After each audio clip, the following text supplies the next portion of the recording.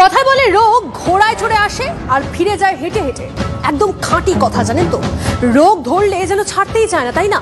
তখন গন্ডায় গন্ডায় ওষুধ গেলা ছাড়া আর কিছু করার থাকে না। এই ওষুধ নিয়ে চিকিৎসা বিজ্ঞানে একটা প্রচলিত প্রবাদ আছে, বলা হয় সব ওষুধই বিষ। কথাটা যেন আজকাল আর প্রবাদ নয়, বাস্তব মনে হচ্ছে। তদন্তকারীরা মনে করছেন শুধু কলকাতা নয়, সারা দেশেই ছড়িয়ে আছে জাল ওষুধের চক্র। এখন বড় প্রশ্ন এটাই যে কাদের কাছে এই ওষুধ পৌঁছে যাচ্ছে, কারা পৌঁছে দিচ্ছে। আসুন আপনাদেরকে কিছু ইনফরমেশন দিই বিগ বলে। Doctor, medicine distributor, chemist, druggist অ্যাসোসিয়েশনের বক্তব্যে চাঞ্চল্যকর কিছু তথ্য সামনে আসছে। কি তথ্য? মূলত চারভাবে বাংলা সহ ভারতের বিভিন্ন প্রান্তে পৌঁছে যাচ্ছে অনুমোদনহীন এই ওষুধ। টার্গেট করা হচ্ছে কাদের? গরিব, অসহায়, ক্যান্সার রোগীদের এক্ষেত্রে টার্গেট করা হচ্ছে। আর কি তথ্য আসছে? যাদের কাছে দামি ওষুধ কিনে চিকিৎসা করানো সাধ্যের বাইরে। দেখুন, ড্রাগস বিধি মেনে অভিযুক্ত সংস্থাগুলির বিরুদ্ধে ব্যবস্থা নেওয়া হয়, উৎপাদন বন্ধের পাশাপাশি লাইসেন্স বাতিলও করা হয়। কিন্তু তারপরও এই প্রবণতা বন্ধ করা যাচ্ছে না। মূলত চারটি পদ্ধতিতে এই জাল ওষুধগুলো কিভাবে মানুষের নাগালে পৌঁছে যাচ্ছে, কি এই চার পদ্ধতি? বিশেষজ্ঞরা কি বলছেন জানেন? বিশেষজ্ঞরা বলছেন এমন অনেক বিদেশি ওষুধ প্রস্তুতকারী সংস্থা আছে যারা ভারতে তাদের প্রোডাক্ট বিক্রির অনুমতি পায়নি কারণ USFDA এর অ্যাপ্রুভাল নেই। এই অ্যাপ্রুভাল আদায়ের রুলস রেগুলেশন অনেক, বিষয়টি সময় সাপেক্ষেও। এক একটি প্লান্টে 27 দিন ধরে পরিদর্শন হয়। খরচ ও সময় বাঁচাতে বাংলাদেশ, মায়ানমার, ভুটানের মাধ্যমে ওষুধগুলি ভারতে আনা হয়, কারণ এই দেশগুলি পেটেন্ট আইনের আওতার বাইরে। সূত্রের খবর, এই দেশগুলিতে কাঁচামাল পাঠিয়ে দেওয়া হয়, সেখানেই তৈরি হয় ওষুধ। তারপরেই কাস্টমারদের সঙ্গে সরাসরি যোগাযোগ তৈরি হচ্ছে। কিভাবে? দরিদ্র রোগী চিহ্নিত করার জন্য রাখা হয় এজেন্ট। ক্লিনিক, সরকারি বেসরকারি হাসপাতালে অসহায় গরিব রোগী পরিবারকে বাছা হয়, তাদেরকে এই সংস্থার সঙ্গে সরাসরি যোগাযোগ করতে বলা হয়। কুরিয়ারের মাধ্যমে ওষুধ পৌঁছে যাচ্ছে বাড়িতে। দরিদ্র রোগীদের চিকিৎসার স্বার্থে এই ওষুধগুলির নামই প্রেসক্রিপশনে লিখে দিচ্ছেন অনেক ডাক্তার।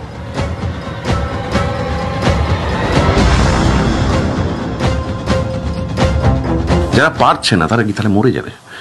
সুতরাং ওই তারা সেই ওষুধগুলো এখনো যদি পেটেন্ট পিরিয়ডে থাকে তখন তারা মরিয়া। আমরা তখন লিখতে দিতে বাধ্য হই যে বাবা ওসিমার্টিনি বলে একটা ওষুধ এটা মলিকুলার নেমে পাওয়া যায়, আপনি দেখুন কোথাও থেকে যদি জোগাড় করতে পারেন। তারা দৌড়ে মরে, কখনো ইন্ডিয়া মার্ট যায়, কখনো বাগরি মার্কেট যায়।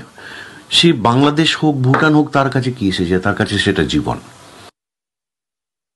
কিছু ওষুধ আছে অ্যান্টি ক্যান্সার এবং ডায়াবেটিক, যেগুলো ভারতবর্ষে এই মুহূর্তে মাল্টিন্যাশনাল কোম্পানি নিয়ে আসেনি বা ইন্ডিয়ান কোনো কোম্পানির কাছে তার কোনো রাইট নেই যে সে ম্যানুফ্যাকচারিং করতে পারে।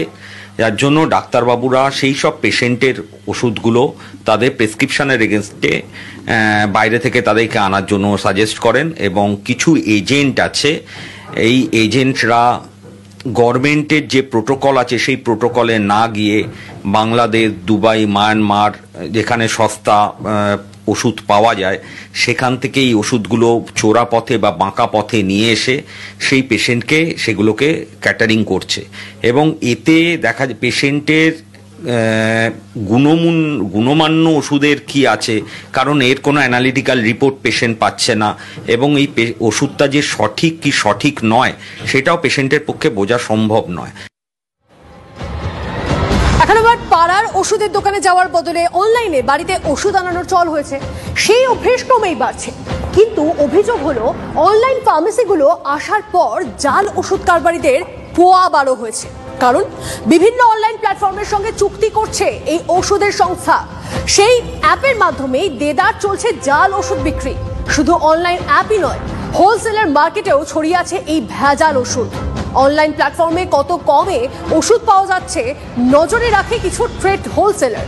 কম দামে সেই ওষুধ মজুত করে নেন এই হোলসেলাররা। ওষুধ মজুত করে দীর্ঘদিন রেখে দিলে অনেক সময় মেয়াদ উত্তীর্ণ হয়ে যায়, সেক্ষেত্রে লেবেল বদলে ছড়িয়ে দেওয়া হয় বাজারে। পাটনা, আগ্রা, মুম্বাই, পাঞ্জাব, এমনকি কলকাতাতেও রয়েছে জাল লেবেলের হাব। কিন্তু কিভাবে এই জাল চক্রের ফাঁদে পড়বেন না, উপায় বাতলে দিচ্ছেন বিশেষজ্ঞরা।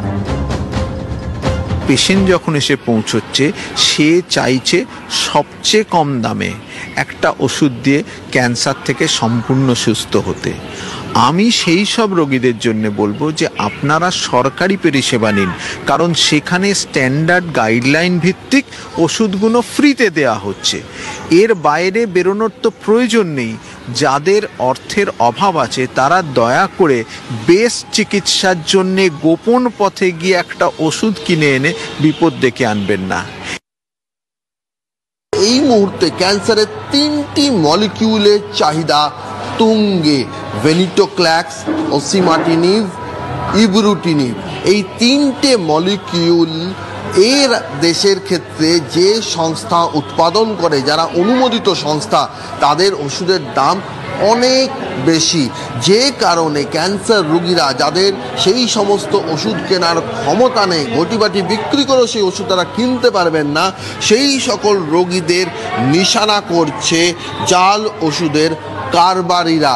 তারা এদেশে অনুমোদিত নয় এমন ওষুধ যেগুলো বাংলাদেশ, মায়ানমারে তৈরি হচ্ছে, সেগুলোকে তারা চোরা পথে এই রাজ্যে এনে এই ধরনের রোগীদের হাতে তুলে দেওয়ার ব্যবস্থা করছেন। সাহিত্যিক সৈয়দ মুস্তাফা আলী চাচা কাহিনীতে লিখেছিলেন, যে ব্যামোর দেখবেন 57 রকমের ওষুধ, বুঝে নেবেন সে ব্যামো ওষুধে সারে না। তবু সেই ওষুধের পিছনে ছুটি আমরা, রোগ মুক্তির জন্য ছুটতে হয়। ক্যান্সারের চিকিৎসার জন্য সেই জীবনের শেষ পুঁজিটাও দিয়ে দেন অনেকেই। খরচ কিছুটা কমাতে গিয়ে ওষুধ কিনতে গিয়ে আমরা অনেকেই আবার ডিসকাউন্টের খোঁজ নিই। যেখানে ডিসকাউন্ট বেশি সেখানে ক্রেতার ভিড় লেগেই থাকে। এই ডিসকাউন্টের চক্করেই জাল ওষুধের ভূত লুকিয়ে নেই তো?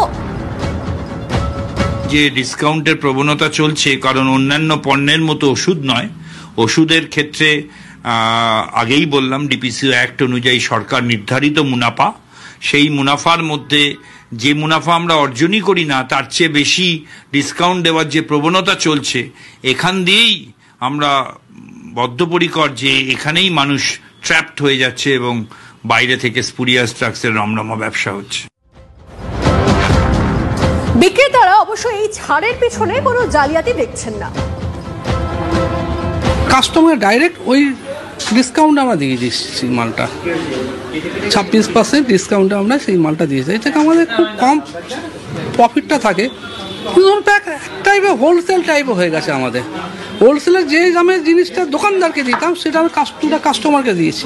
মেডিসিন যে কোম্পানিগুলো আছে ডাইরেক্ট আমরা, ঠিক আছে, ডাইরেক্ট আসে বলে আমরা কিছু দিতে পারি, ডিরেক্ট কোম্পানি ডাইরেক্ট আমাদের সব ডিস্ট্রিবিউটার 90% কোম্পানির ডাইরেক্ট ডিস্ট্রিবিউটার আমরা, তাই জন্য আমরা।